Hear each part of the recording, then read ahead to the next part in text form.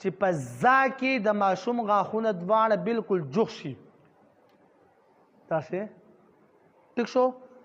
چې د ده ژبه راووته نو دا ځا به غلطېږي بیا نمبر 2 چې په دې کې د ماشوم د ژبې او د غاښونو نه شپېلی اواز راوځي ټیک شو جي دا دوه خبرې باید ساتو بیا په دې کې پاخوا د نورې غلطیان چې موږ کوم وایو چې الف زیات راښکودل شونډې بندول ها اخره کې پیدا کول حمزه په اخره کې راتلل دا خبره خو تاسو ته یاده شوه صحیح تلفظ باندې راشو زا وایه دوه پیرې جی ټیک شو جی دې خبره باندې پوه شوئ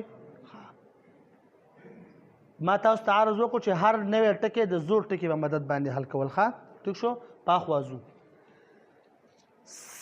سین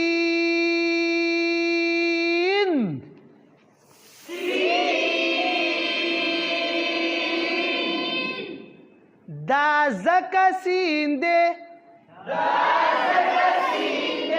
چې درې غاښونه دي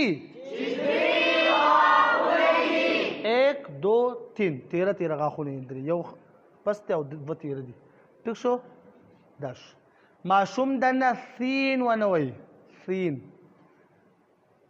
صحیح ده جی دی او بیا په قرآن کریم کې بیا قسیسین ته قسیسین وایي القصص ته به القصص وایي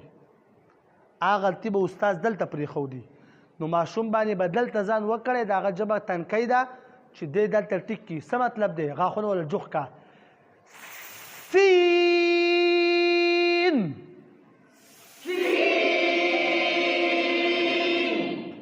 ټیک شو غلطي به کې ماشوم یو دا کوي چې په دې کې دا سیټي نه وایي سین خبره ختم شي بعضې ماشومان بعضې به کې دا ثا سره بدلی بعضې ماشومان داسې غونته حروف چې کمي چې په کې یا او واو او وروسته نون راغلي د په پوزې ته اواز بولي سین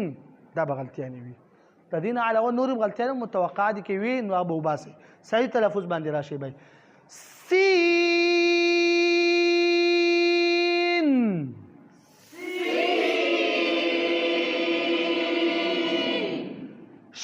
شین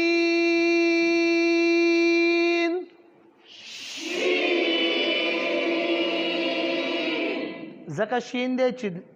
د سین په سانتي شکل دی او له پاسه پې درې ټکي دي ځکه شین دی چې د سین په شانتي شکل دی او له پاسه پې درې ټکي دي په دې کې به خیال دا ساتو چې د ماشوم اواز په پوره خوله کې خور شي تفشي دې ته ویل کېږي ښه داسې قسمه یو دا خبره دویمه خبر دا چې د